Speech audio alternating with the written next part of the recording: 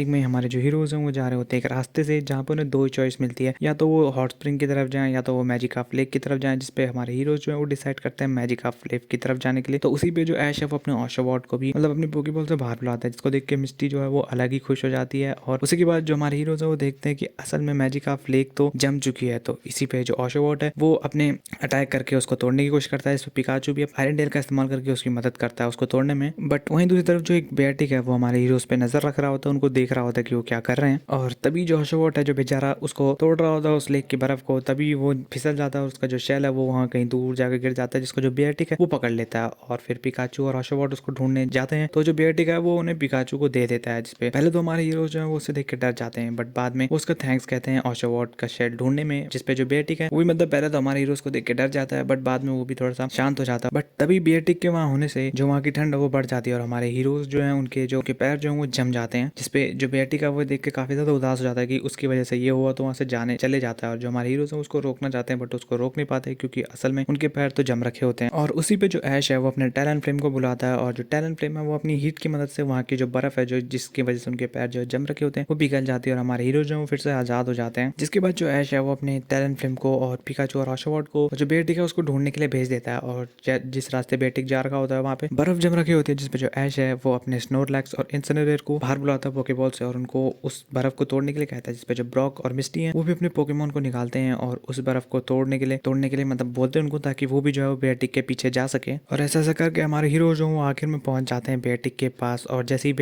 वो बेटिक के पास जाते हैं, बेटिक के वहां होने से अचानक से ठंड बढ़ जाती है और जो वहाँ आसपास बर्फ है वो जमने लग जाती है फिर से। इस पे जो हमारे हीरोज हैं वो अपने पोकेमोन को बुला लेते हैं सिवाय इंसिनेरोर और टैलन फ्लेम के, क्योंकि वो फायर टाइप होते हैं, तो वो उनकी मदद करते हैं उस जो बर्फ है वहाँ पे उसको पिघलाने में। तो इसी के बाद जो ऐश है वो बेटिक के पावर को देख काफी ज्यादा इंप्रेस हो जाता है और हमारे जो हीरोज हैं उसकी पावर को जो उसकी फ्रीजिंग ब्रीथ थी उसकी पावर को कंपेयर करते हैं ब्लैक क्यूरिम से। जिसपे जो हीरोज हैं वो समझ जाते हैं कि बेटिक जो अपनी पावर को भी कंट्रोल नहीं कर पाता, तो जिसपे ऐश और पिकाचू जो है वो बेटिक की मदद करते हैं, उसको बताते हैं किस तरीके से जो है वो अपनी इस पावर को कंट्रोल में कर सकता है और अपनी जब मर्जी चाहे इस पावर का इस्तेमाल कर सकता है। तो उसी के बाद ऐश और जो पिकाचू है वो बेटिक की मदद करते हैं उसकी पावर को कंट्रोल करने में, और वो उसी के साथ बेटिक को जो वो ट्यूटोरियल दे रहे होते हैं कि कैसे उसको अपनी पावर को कंट्रोल करना है। और इसी पे जो बेटिक है वो भी उनके जैसे वो कर रहे होते हैं वैसे ही उनकी नकल करता है और अपनी मतलब आइस टाइप मूव आइसिकल क्रैश को यूज करने की ट्राई करता है। तो उस पर वो लगभग कंट्रोल कर ही देता है, बट उसी बीच वो अपने अटैक को कंट्रोल नहीं कर पाता और उसका अटैक वहीं ब्लास्ट हो जाता है, जिसपे हमारे हीरो ऐश और पिकाचू और ऑशोबॉट जो है वो जम जाते हैं। और उसी के बाद जो इनसिनेरोर है वो अपने फायर टाइप मूव अटैक करके हमारे हीरोज को जो बर्फ से बचा लेता है। बट जो बेटिक है वो काफी ज्यादा उदास होता है क्योंकि वो अपने अटैक को कंट्रोल नहीं कर पाता, जिसपे तभी जो ऑशोबॉट है वो बेटिक को टिप्स देता है और उसको बताता है कि मतलब उसको अपनी पोकेमोन भाषा में एक टिप्स देता है। और जो ऑशोबॉट है उसको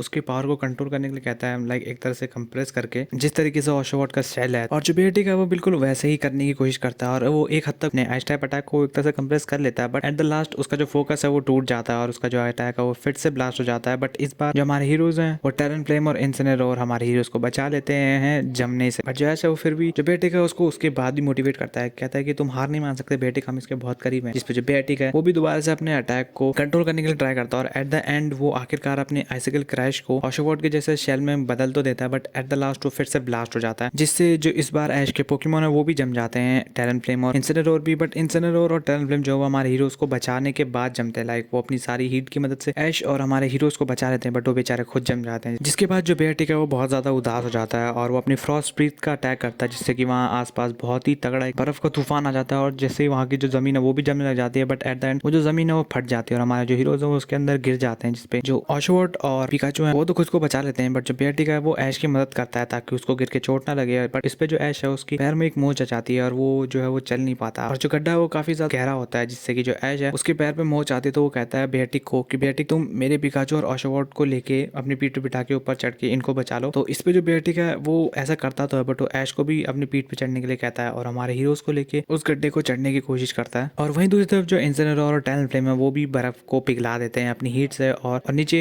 जो बेटिक होता है वो हमारे हीरोज को लेके ऊपर आ रहा होता है। बट तभी जो जब वो चढ़ रहा होता है तो बीच में जो है उसका हाथ फिसल जाता है और नीचे गिरने ही वाला होता है कि तभी जो बेटिक है वो अपने आइस टाइप मूव का यूज करता है और वहाँ पे एक बहुत ही बड़ा आइस का जो पत्थर है उसको बना के खुद को और हमारे हीरोज को नीचे गिरने से बचा लेता है। और बेटिक को पता भी नहीं चलता, बट वो किसी तरीके से अपनी पावर को कंट्रोल में कर देता है, जिसकी वजह से वो हमारे हीरोज को बचा लेता है। और हमारे हीरोज जो है वो उसको यही कहते हैं कि बेटिक तुमने कर दिखाया, तुमने अपनी पावर को कंट्रोल कर लिया। और इसी के बाद जो बेटिक है वो अपने इन्हीं अटैक्स को दोहराता रहता होता है और जो ऐश है वो उसको गाइड कर रहा होता है और इसी तरीके से हमारे जो हीरोज हैं वो ऐसा करके जो गड्ढा है उससे बाहर निकल आते हैं। और उसी के बाद जो ऐश है और जो हमारे हीरोज हैं वो इसको देख के काफी ज्यादा खुश हो जाते हैं कि जो बेयरटिक है वो आखिरकार अपनी पावर को कंट्रोल कर ले। वहीं जो दूसरी तरफ जो पोकेमोन होते हैं जो बेयरटिक को देख के डर रहे होते हैं क्योंकि बेयरटिक जो अपनी पावर को कंट्रोल नहीं कर पाता और उसकी सराउंडिंग को जमा देता है। बट इस पे जो पिकाचू है वो उनको बताता है अपनी पोकेमोन भाषा में कि जो बेयरटिक है उसने अपनी पावर को कंट्रोल करना सीख लिया। और वहीं जो ओशोवॉट है वो उनको प्रूव करके दिखाने के लिए कहता है बेयरटिक को, जिसपे जो बेयरटिक है वो ओशोवॉट के जैसा एक शेल जो बना देता है अपने आइसिकल क्रैश मूव को कंप्रेस करके और इसी के बाद ओशोवॉट की तरह वो उसको घुमा के अपने पेट पे चिपका देता है, जिसपे ओशोवॉट है वो बहुत ज्यादा खुश हो जाता है इस चीज को देख के। और तभी उन्हीं वाइल्ड पोकेमोन में से एक बेल स्प्राउट जो है वो बेयरटिक के पास आता है और उसके लिए भी एक ऐसा ही शेल बनाने को कहता है, जिसपे जो बेयरटिक है बेल स्प्राउट को भी एक उसी के जैसे एक आइस का शेल बना के देता है, जिसपे जो बेल स्प्राउट है वो बहुत ज्यादा खुश हो जाता है उसको देख के और वो भी उसी को ओशोवॉट की तरह घुमा के अपने पेट पे चिपका देता है, जिसपे जो बाकी के वाइल्ड पोकेमोन्स होते हैं वो भी ये देख के खुश हो जाते हैं और वो भी बेयरटिक के पास आते हैं अपने लिए एक एक आइस का जो शेल है वो बनाने। और हमारे जो हीरोज हैं वो यहीं पे सब देख रहे होते हैं और काफी ज्यादा खुश होते हैं कि जो बेयरटिक है उसने अपने लिए नए फ्रेंड्स भी बना लिए और अपनी पावर को कंट्रोल करना सीख भी लिया। और इसी के बाद हमें देखने को मिलता है कि जो लैटियस है वो ऊपर से ये सब देख रहा होता है और वो इस एपिसोड के लास्ट में भी अपीयर होता है